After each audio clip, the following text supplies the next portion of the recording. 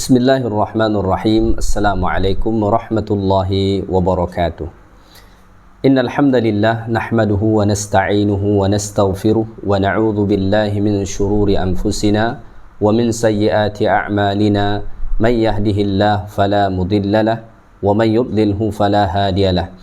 Asyhadu an la ilaha illallah wahdahu la syarikalah wa asyhadu anna sayyidana Muhammadan abduhu wa rasuluhu la nabiyya ba'dah. Allahumma salli wa sallim wa barik ala sayyidina Muhammad wa ala alihi wa ashabihi wa man da'a bi da'watihi wastanna bi sunnatihi ila yaumi liqa'i rabbih, amma ba'd. Alhamdulillah, sentiasa kita merafakkan kesyukuran kehadiran Allah Ta'ala kerana Allah masih mengurniakan nikmat-nikmatnya kepada kita semua.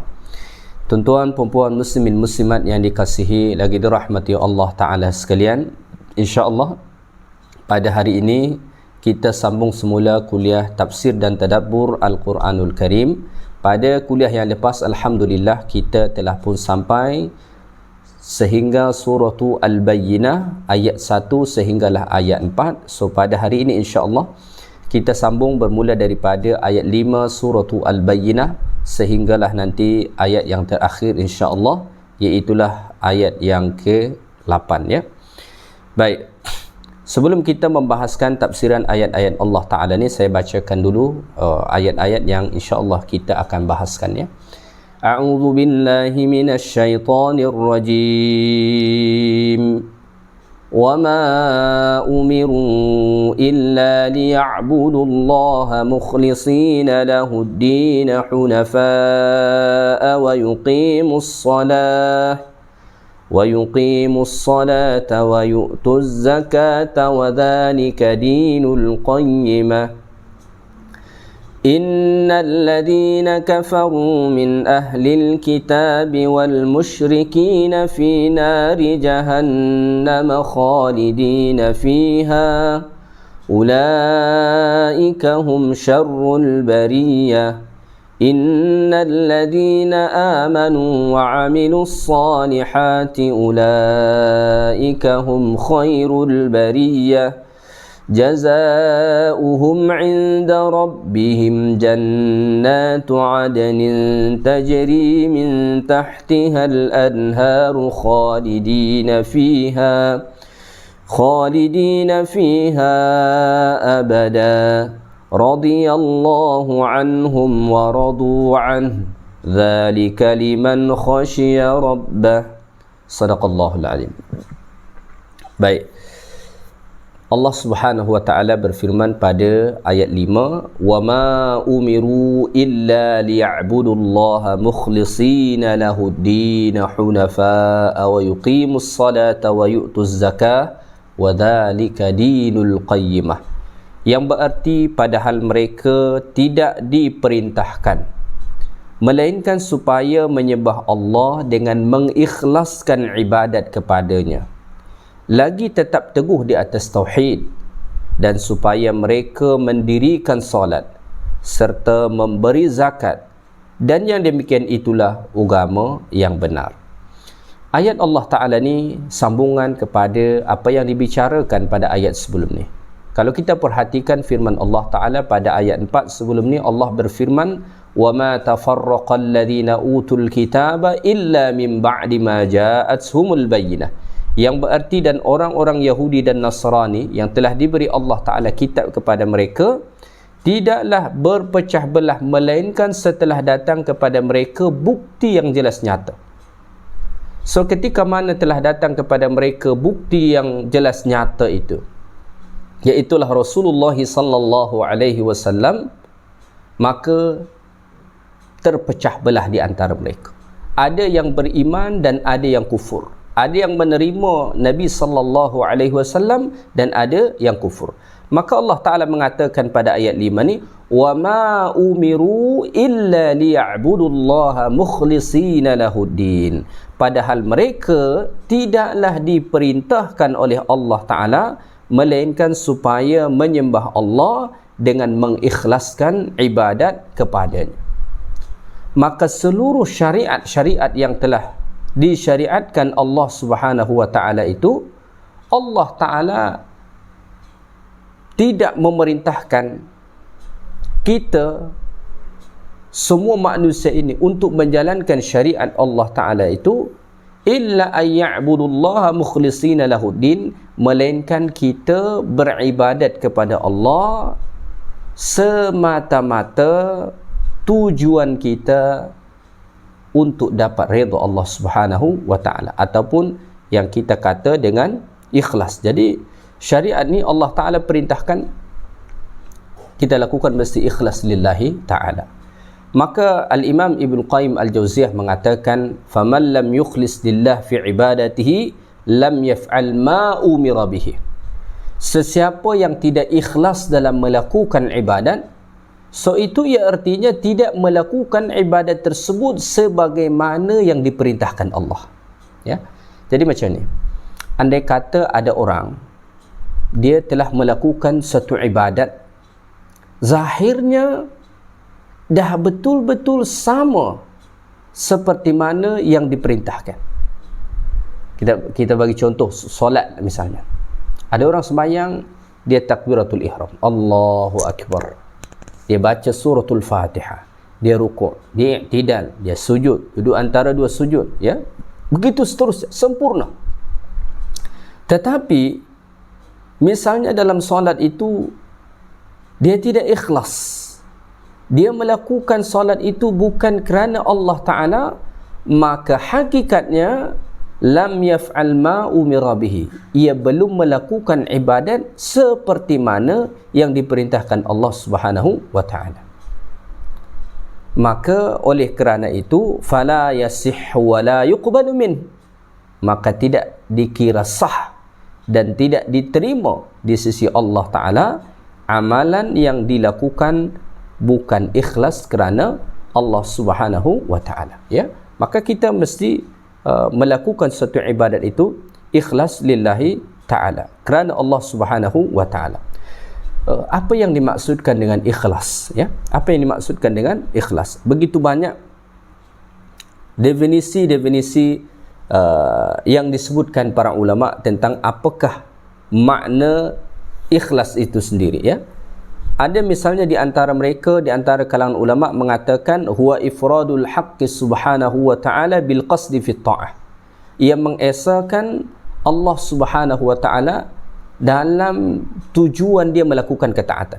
Jadi dia melakukan ketaatan itu semata-mata untuk Allah. Diesakan Allah dalam hal tersebut.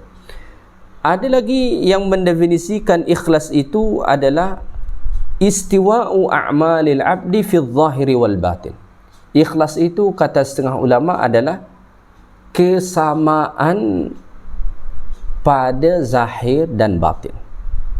Sama zahir dan batin, ya. Kalau lisan dia mengatakan lillahi ta'ala kerana Allah, batin dia juga lillahi ta'ala. Itu disebut ikhlas. Warriya, manakala riya, kata para ulama, ayyakuna zahiruhu khairan min batihi. Zahir dia itu lebih baik daripada batin dia. Jadi apa yang dia nampakkan pada zahirnya tidak seindah apa yang ada pada batinnya. Mungkin pada zahirnya dia melakukan amal-amalan yang seolah-olah itu ditujukan untuk Allah Ta'ala, padahal batin dia untuk dapatkan pujian orang lain, ya. Ada lagi ungkapan daripada Fudail bin Iyad tentang makna ikhlas ini. Beliau mengatakan ikhlas itu ialah tarkul amali min ajlin nas riya'un wal amalu min ajlin nas syirkun wal ikhlasu ayyu'afiyakallahu minhuma. Kata Fudail bin Iyad, yang dimaksudkan dengan ikhlas itu, beliau mengawali menyebutkan tarkul amali min ajlin nas riya'un. Kata Fudail bin Iyad, meninggalkan beramal kerana manusia itu dikatakan riya. Contoh, dia tak nak baca Quran. Mengapa? Sebab orang. Itu riya, kata Fudail bin Iyad. Misalkan dia tak mahu bersedekah. Mengapa? Kerana orang. Ya, kerana orang. Itu riya, kata Fudail bin Iyad. Wal amalu min ajalin nas syirkun, manakala beramal kerana manusia itu kesyirikan. Itu kesyirikan, kata Fudail bin Iyad. So ikhlas itu apa? Ayyu'afiyakallahu minhuma. Ketika mana kita selamat daripada keduanya. Selamat daripada keduanya, meninggalkan beramal kerana manusia dan beramal kerana manusia. Jadi kita tidak meninggalkan beramal kerana manusia dan kita tidak beramal kerana manusia, maka itulah yang disebut dengan ikhlas, kata Fudail bin Iyad. Al-Junaid berkata, al-ikhlasu sirrun bainallahi wa bainal abdi. Kata beliau, keikhlasan itu adalah rahsia antara Allah dengan hamba-Nya. La ya'lamuhu malakun fayaktubuhu. Malaikat pun tidak mengetahuinya sehingga akan ia menuliskannya. Wala syaitanun fayafsiduhu. Syaitan pun tak tahu sehingga akan ia merosakkannya. Kata Al-Junaid, ya.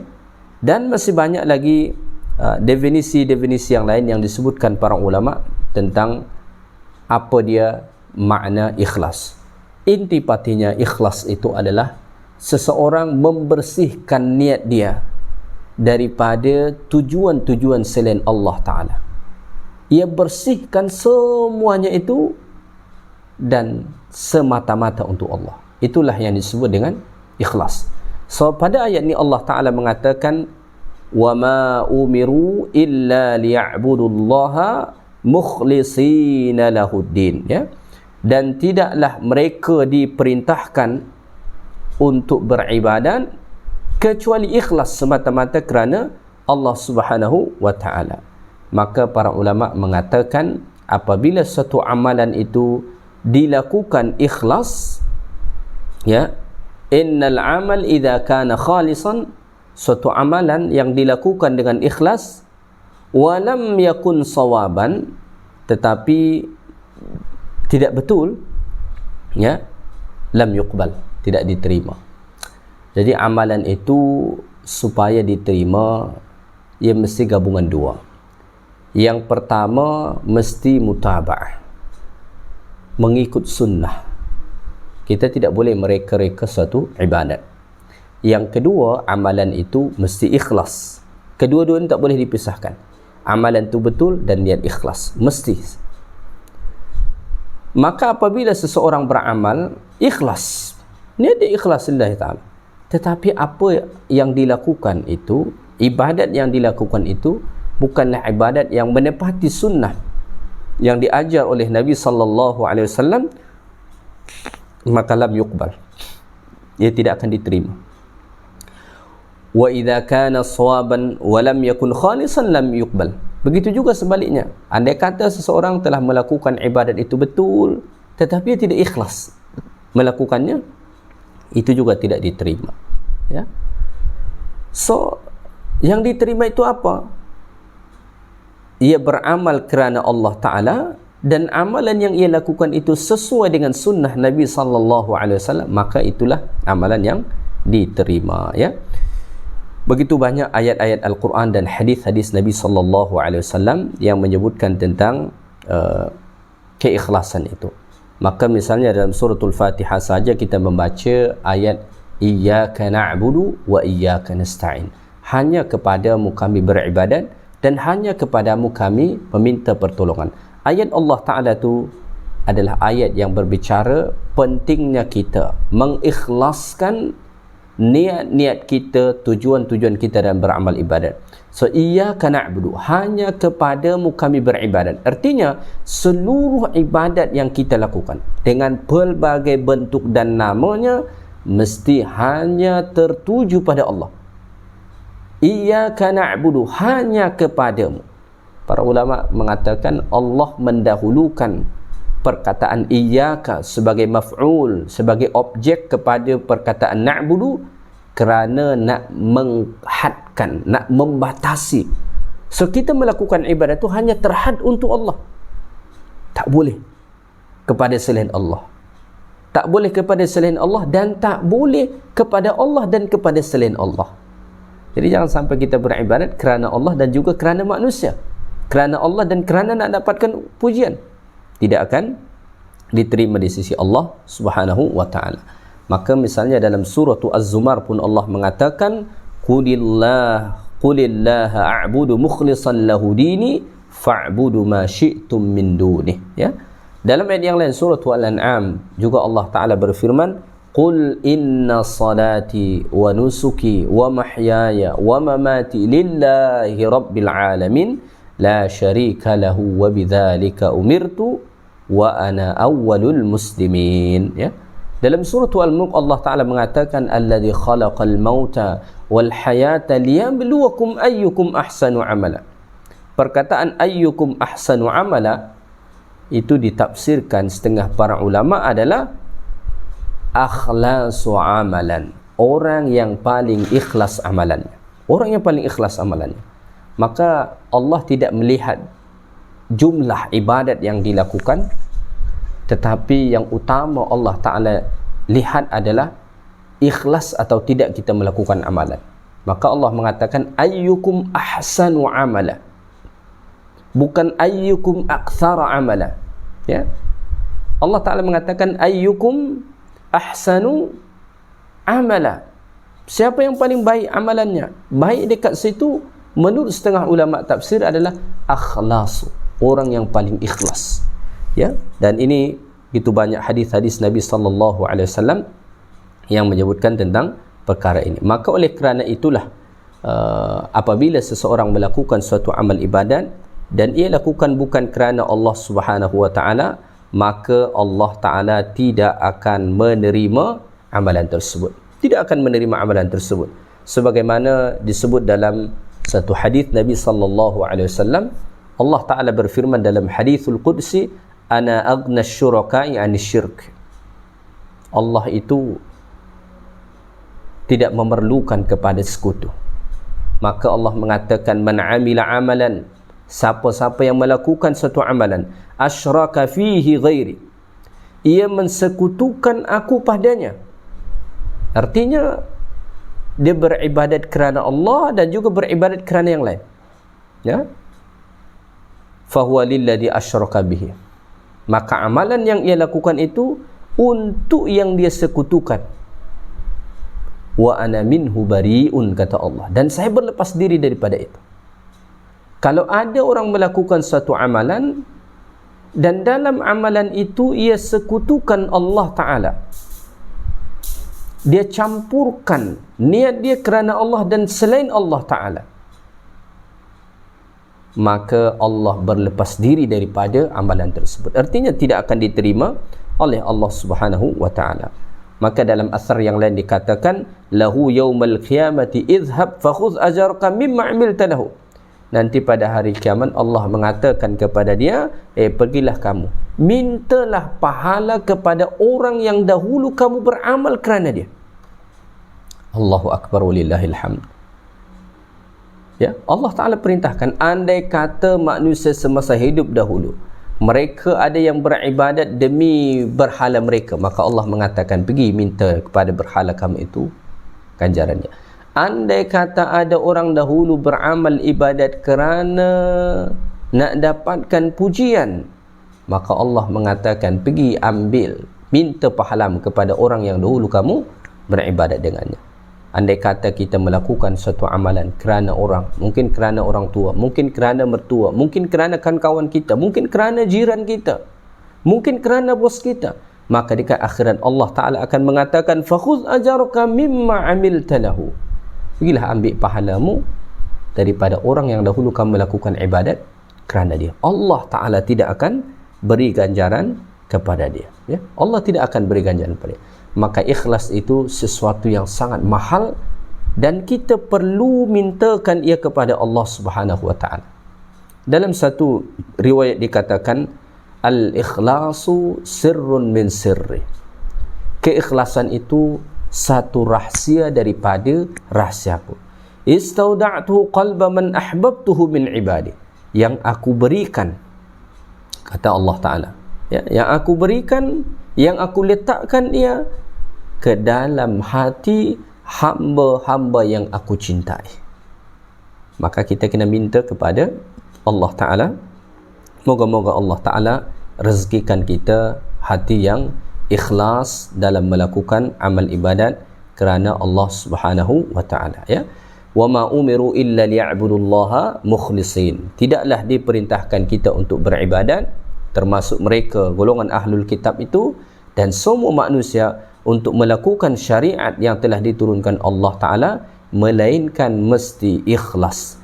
Maka salah satu syarat utama diterima amalan ialah mesti ikhlas lillahi Ta'ala, ya. Hunafa, ma makna hunafa?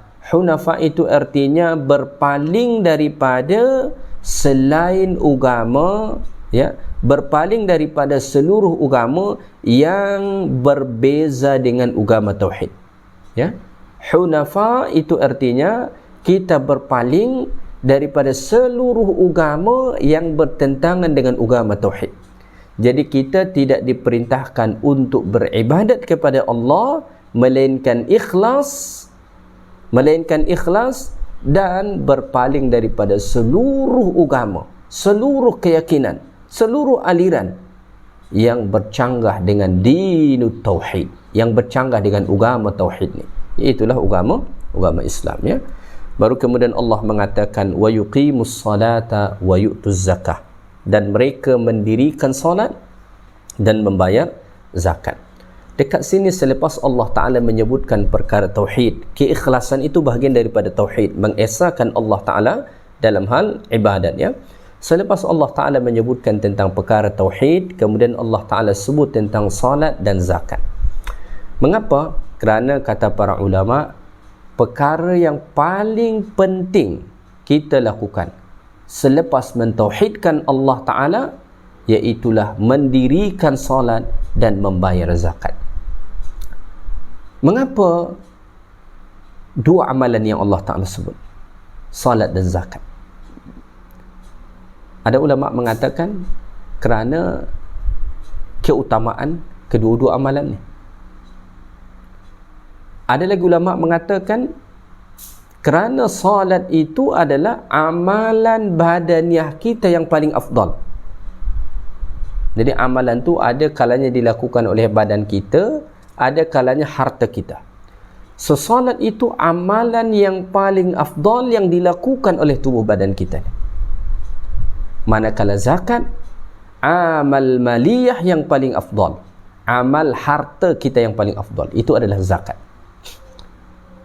Ada lagi ulama mengatakan bahawa yang paling penting selepas kita mentauhidkan Allah Ta'ala, iaitulah menunaikan hak Allah dengan mengerjakan solat dan menunaikan hak orang lain dengan membayar zakat. Ini Masya Allah. Jadi Islam ni, ya, Islam ni Allah Ta'ala biasa sandingkan solat dan zakat dalam Al-Quran.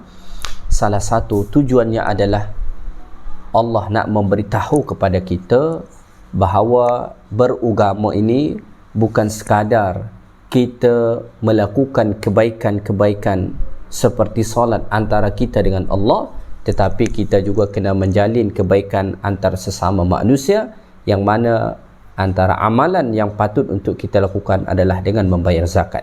Kerana apabila kita membayar zakat, kita telah menolong orang-orang yang sangat-sangat memerlukan.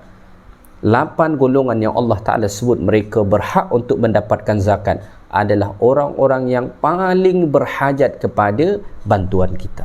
Maka Allah mengatakan innamas sadaqatu lil fuqara'i wal masakin ila akhir ayat. Fakir, miskin, ni orang-orang yang paling memerlukan kepada bantuan harta, ya. Baik. Wadzalika dinul qayyimah, wadzalika dinul qayyimah. Yang demikian itulah, ya, maksudnya yang demikian itu mentauhidkan Allah, ya, kemudian mendirikan salat sebagai hak kita, kewajipan kita antara kita dengan Allah, kemudian membayar zakat, ya, sebagai amal maliyah kita, amal harta kita, dan kebaikan yang kita lakukan pada manusia. Itulah dia agama yang benar, itulah dia agama yang lurus, itulah dia agama yang betul.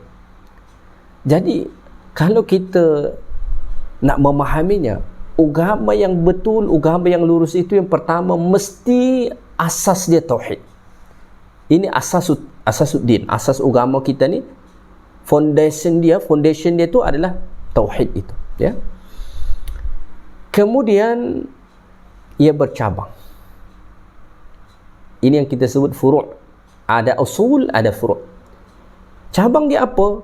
Cabang dia ada haqqullah dan ada hak manusia. Ada hablum minallah dan ada hablum minan nas. Ini. Apabila ini kita lakukan seimbang hablum minallah dan hablum minan nas yang berteraskan kepada tauhid, maka wadzalika dinul qayyimah. Ya. Itulah agama yang betul. Itulah dia agama yang lurus, ya. Baik, kita teruskan firman Allah Ta'ala ayat yang berikutnya. Pada ayat 6 Allah berfirman, Innal ladhina kafaru min ahlil kitab wal musyrikina fi nari jahannam khalidina fiha ulaika hum syarrul bariyah. Sesungguhnya orang-orang kafir daripada kalangan ahlul kitab dan orang-orang musyrik itu akan ditempatkan di dalam neraka Jahannam. Kekallah mereka di dalamnya, mereka itulah sejahat-jahat makhluk, ya. Baik. Dekat sini Allah Subhanahu wa taala menjelaskan balasan yang akan diterima oleh orang-orang kafir, ya. Allah Ta'ala menjelaskan balasan yang akan diterima oleh orang-orang kafir. Allah mengatakan innal ladina kafaru, sesungguhnya orang-orang kafir, ya, sesungguhnya orang-orang kafir min ahlil kitab wal musyrikin, daripada kalangan ahlul kitab dan orang-orang musyrik. Jadi kafir itu ia terdiri daripada dua.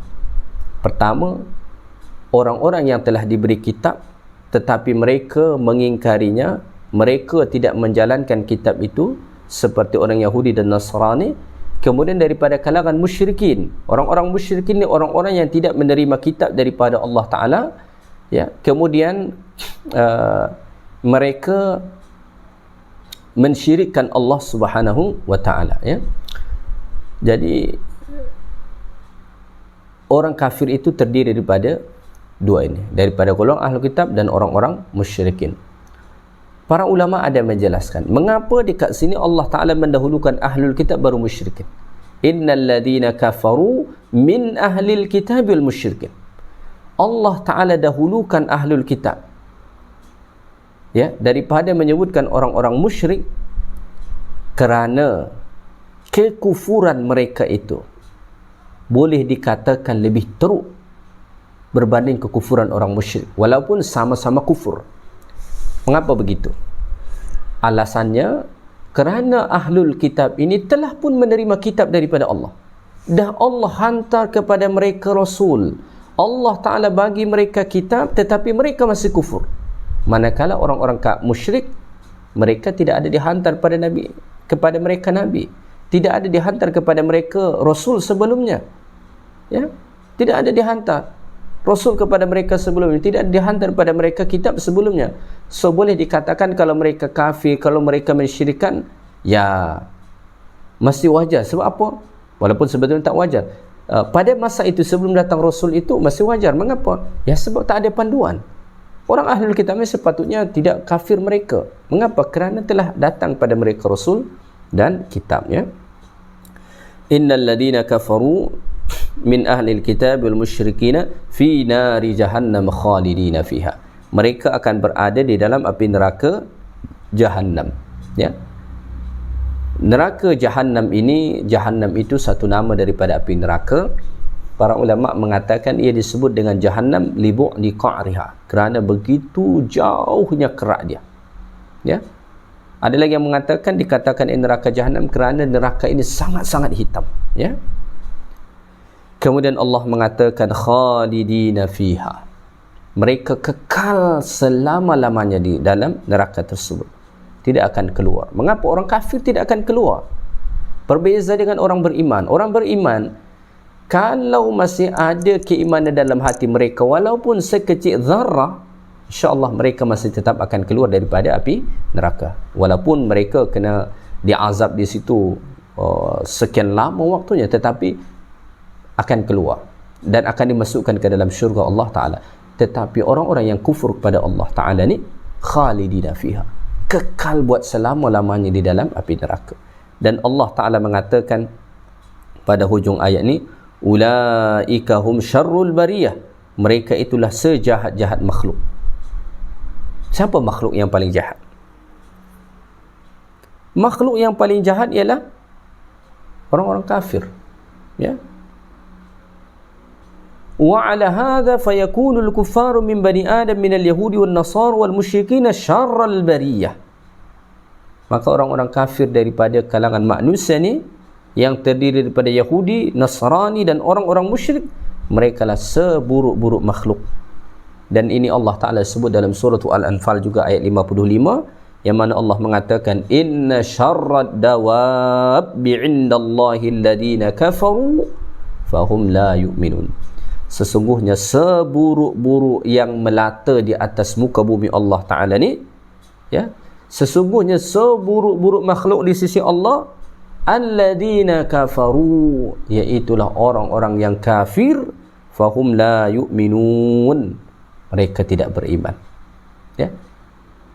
Maka Allah mengatakan pada ayat yang lain, bal hum adall, ya, ulaika kal an'ami bal hum adall.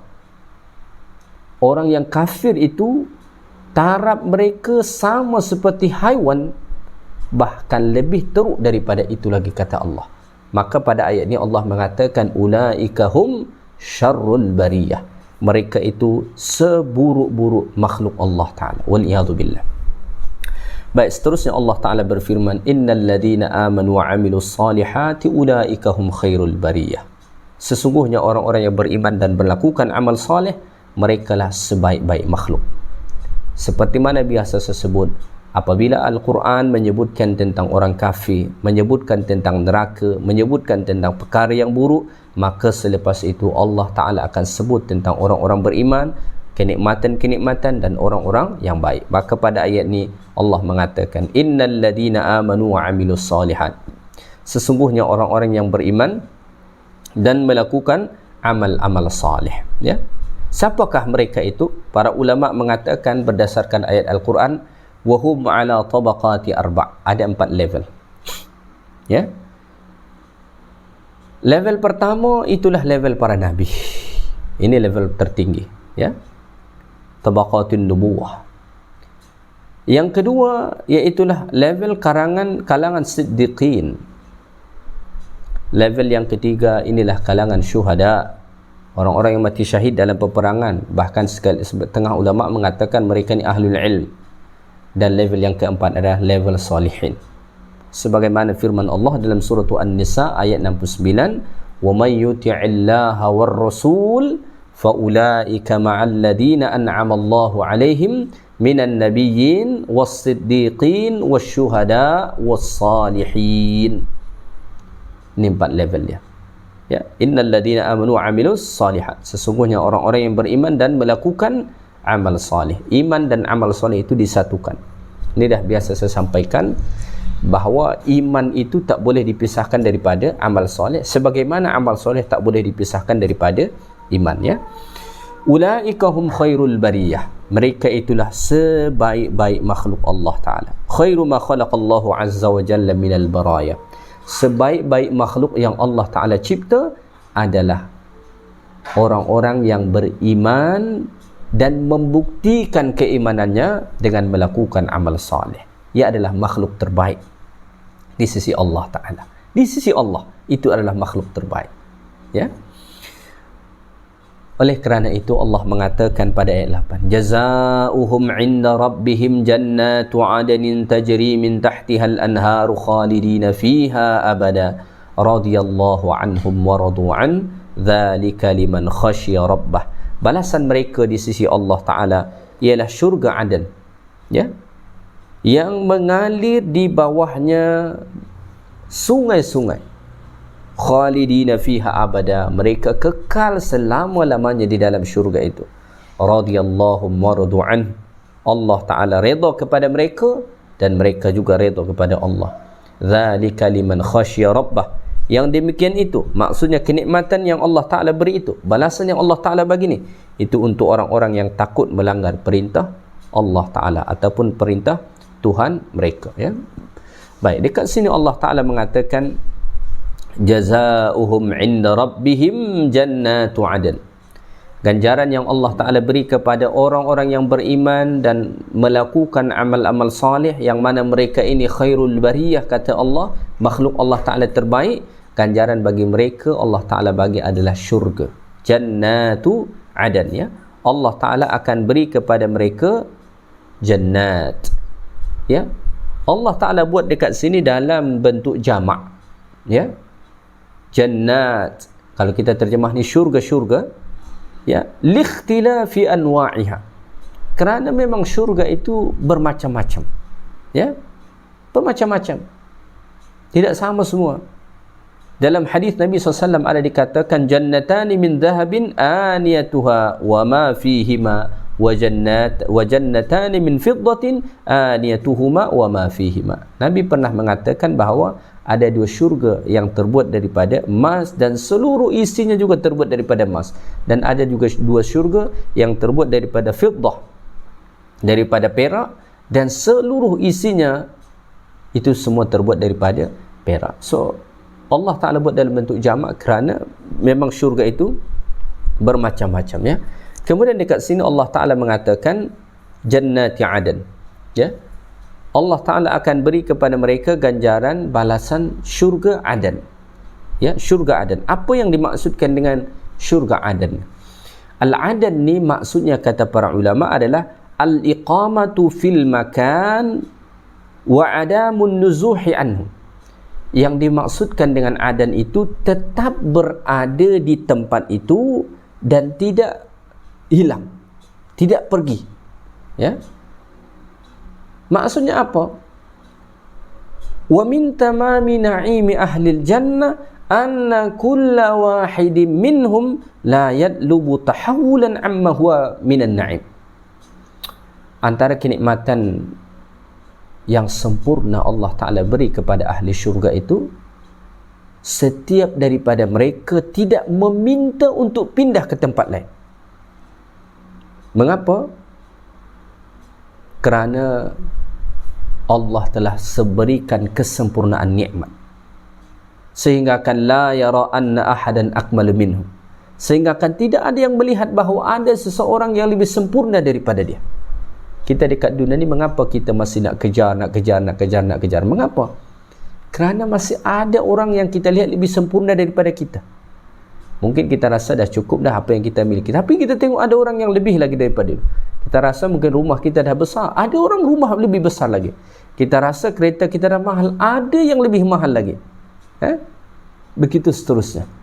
Kita melihat ada orang yang lebih daripada kita, sebab tu orang bergejar-gejar dunia. Di dalam syurga tidak ada lagi nampak lihat orang lebih mulia daripada kita, sehingga kan jannatu adan tetap di situ, ya.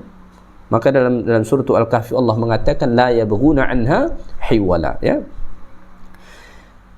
Tajri min tahtihal anhar, mengalir di bawahnya sungai-sungai. Di bawah mana? Tahta qusuriha wa ashjariha, di bawah istana-istana itu dan di bawah pokok-pokok yang ada di dalam syurga. Ada riwayat mengatakan bahawa syurga yang mengalir di dalam air yang mengalir di dalam syurga itu tajri bi ghairi ukhdud wa bi ghairi khanadiq, yang mengalir tidak ada tak ada longkang dia, tak ada parit dia. Kita dekat dunia kalau sungai itu mengalir mesti ada laluan air tu. Di dalam syurga tidak begitu, ya. Di dalam syurga tidak begitu, insya-Allah. Bagaimana hakikatnya? Wallahu alam. Kita tak pernah lihat, tak pernah kita dengar hakikat seperti apa, dan tak mungkin pernah terlintas dalam hati kita. Khalidina fiha abada, dan mereka kekal selama-lamanya di dalam syurga. La yamutun wa la yamradun, mereka tidak akan meninggal, mereka tidak akan sakit di dalam syurga, tidak mengalami kesusahan, tidak mengalami kesakitan apapun. Selama-lamanya fi akmalin na'imi daiman wa abadan, berada pada kesempurnaan nikmat buat selama-lamanya. Allahumma ja'alna minhum, ya Allah. Moga Engkau jadikan kami termasuk daripada golongan ahli syurga ini. Amin ya rabbal alamin. Radiyallahu anhum wa radu'an. Allah redha kepada mereka dan mereka redha kepada Allah. Para ulama mengatakan wahada akmalu na'im, inilah redha Allah Ta'ala, inilah nikmat yang paling sempurna, ya, sehingga kan Allah tidak akan pernah murka lagi kepada mereka buat selama-lamanya. Maknanya kalau nikmat yang paling sempurna itu redha Allah, maka azab yang paling buruk itu adalah murka Allah Subhanahu wa Ta'ala, ya. Allah Ta'ala redha kepada mereka sehingga kan apapun yang mereka inginkan Allah Ta'ala bagi, bahkan mereka dapat melihat zat Allah Subhanahu wa Ta'ala, ya.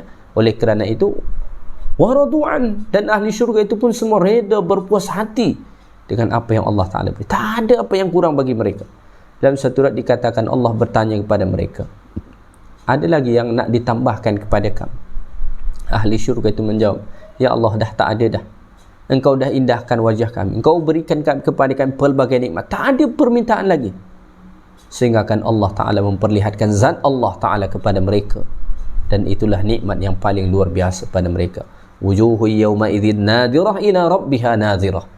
Wajah mereka pada ketika itu indah, berseri-seri dan melihat Allah Ta'ala.